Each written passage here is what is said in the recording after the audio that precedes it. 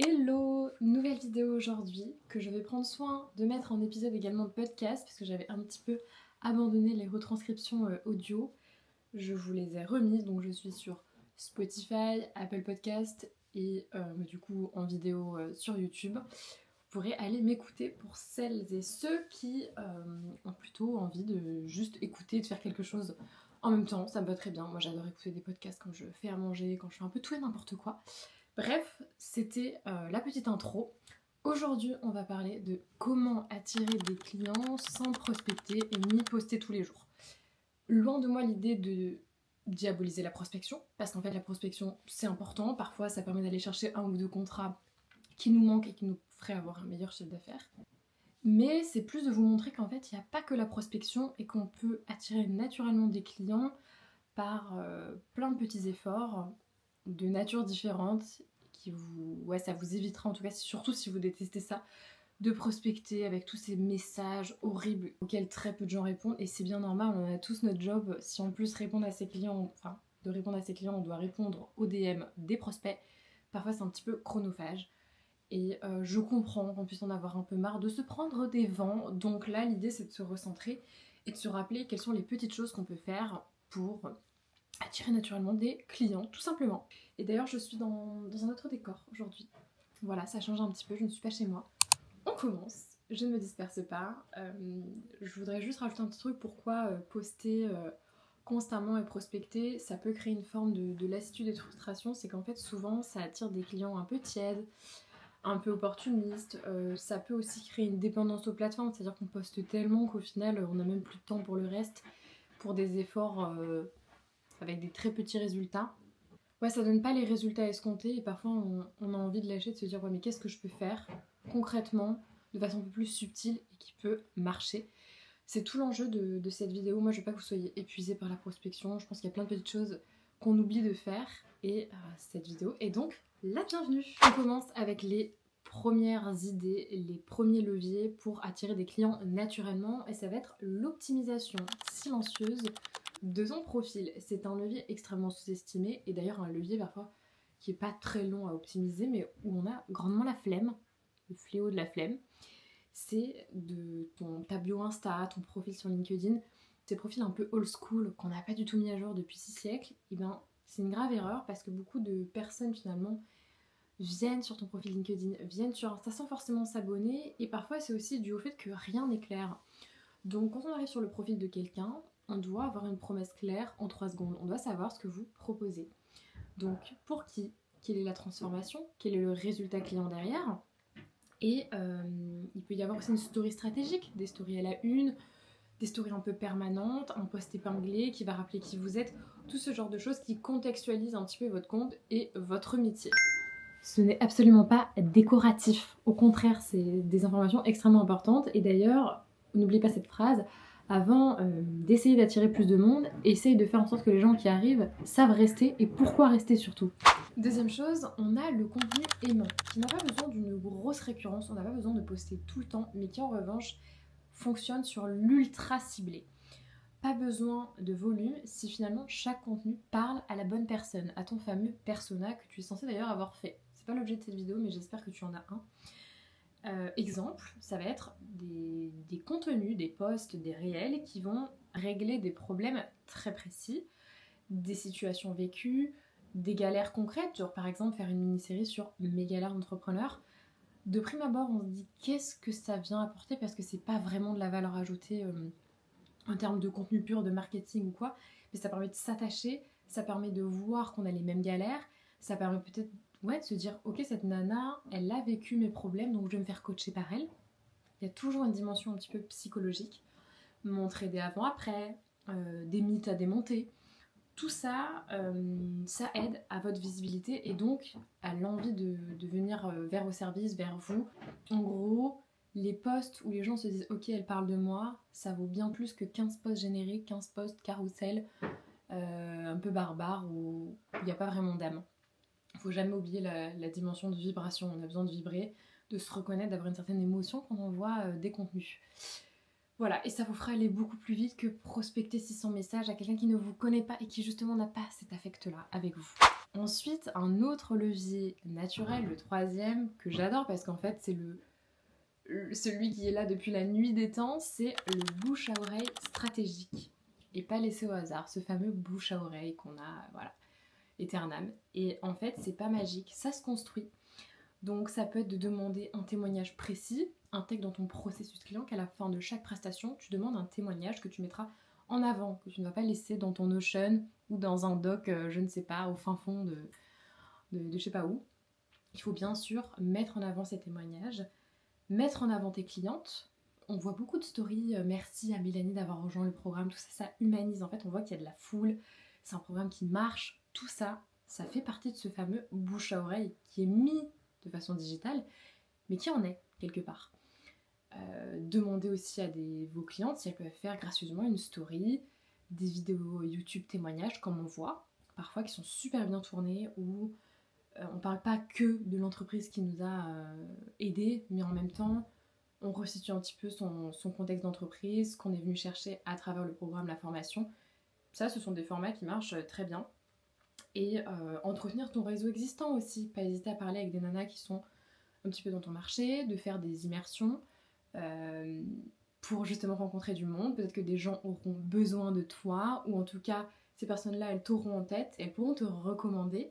Et là, c'est 1000 fois plus puissant que la prospection. Attendez, j'ai une petite phrase que je m'étais notée. Un jour, j'ai eu cette phrase dans ma tête où c'était de me dire mes anciennes clientes, ben, c'est un peu comme mes meilleurs amis marketing. C'est un peu mes meilleurs arguments, ma meilleure équipe marketing. Et franchement, c'est trop important de le voir comme ça. Ça te permet de donner une dimension grave cool. En fait, au bouche à oreille, il n'y a rien de chiant. Au contraire, tes clientes, c'est les meilleures personnes pour parler de ce que tu fais.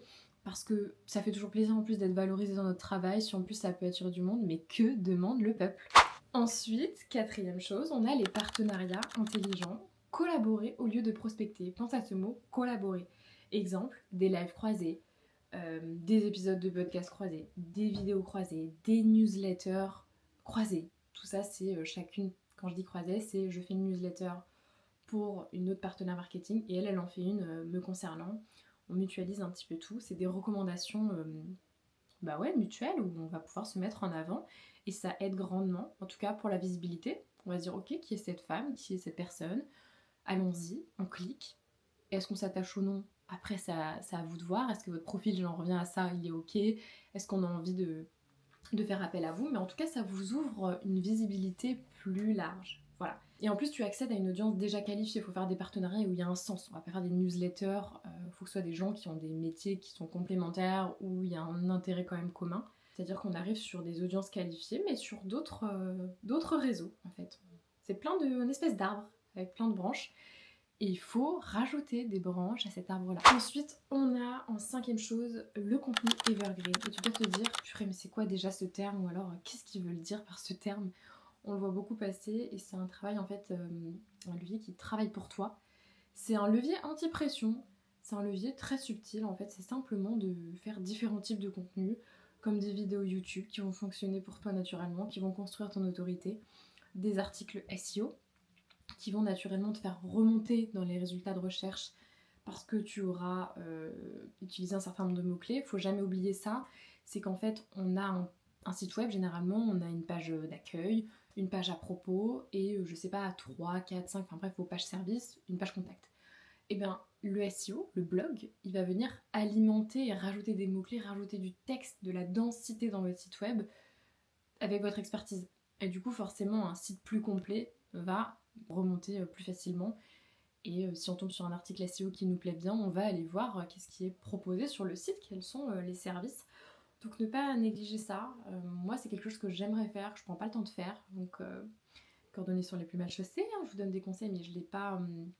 Ça, j'ai pas pris le temps de le faire parce qu'il faut aussi choisir ses combats. Mais si tu as un petit peu de temps ou que tu arrives à déléguer ça, c'est sous-estimer le SEO. Voilà, ensuite on peut faire des guides gratuits, tous ces freebies, ces contenus, ces e-books qui apportent du plus gratuitement.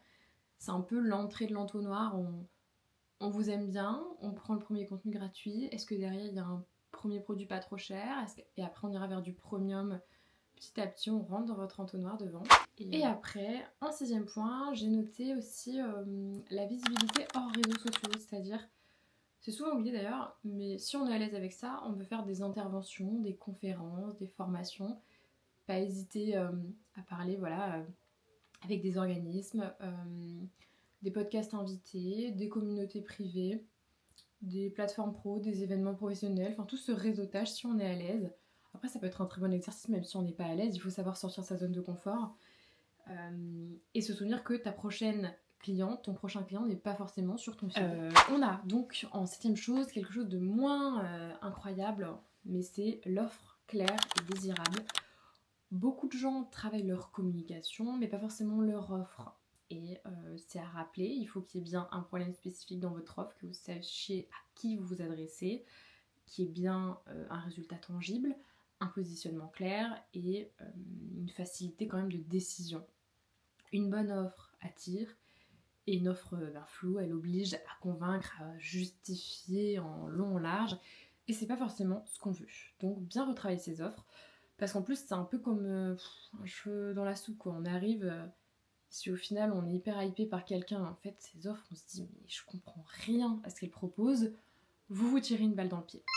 Bon, et bien écoute, j'espère que ces 7 petites choses t'auront aidé. C'était une vidéo rapide, toujours pareil, je veux pas vous balancer trop d'idées, je veux que ce soit quand même cadré, que vous ayez retenu certaines petites choses de cette vidéo, et surtout que ton business n'est pas censé te consommer. On peut construire une visibilité qui soit douce dans cette ère digitale-là, plus stable, plus respectueuse de ton rythme, sans se stresser. On arrête de se stresser, arrêtez de trop consommer du contenu, arrêtez de vous laisser consommer. Juste choisissez vos combats. Si la prospection ne vous ramène pas grand chose et vous fait même pas vibrer, essayez, si vous aimez discuter, de faire des contenus croisés, tout ce que j'ai pu vous donner comme exemple, qui vous fera avoir plus de clients, au final atteindre ce même objectif. Il y a parfois plusieurs moyens pour arriver à ces fins, et la prospection en est un, le contenu evergreen en a un autre, les réseaux privés, voilà, tout ce genre de choses. Donc si tu veux attirer plein de personnes sans finir complètement terrassé, eh bien tu peux te concentrer pas forcément sur faire plus, mais faire mieux et faire ce qui te correspond par rapport à ta personnalité. Et on oublie cette notion de fréquence dans un business, cette récurrence. Il vaut mieux faire 2 posts par semaine qui soient pertinents, où tu y mets tout ton cœur, où même toi tu aimes ce que tu vas poster. Combien de contenu on appuie sur publier ou sur programmer et on n'est pas certain que c'est incroyable. Et c'est même pas un problème de confiance en soi, là c'est juste qu'on se doute que on n'y a pas mis assez d'âme. Et je pense que cette intuition, on doit l'écouter. Rappelle-toi qu'un message clair, ça vaut plus que 600 contenus, et c'est ça que je veux te dire. On remet un petit peu de souplesse et tout ira bien. Écoute, je te laisse là. J'espère que cette vidéo, elle t'aura plu, ou cet épisode, si tu m'écoutes dans tes oreilles. N'hésite pas à liker, partager, ça me fera ultra plaisir. Et d'ici là, je te dis au mois prochain. Ouais, c'est ça. Mars, ce sera ma prochaine vidéo YouTube, mon prochain épisode. Prenez soin de vous et à très vite. Ciao, ciao!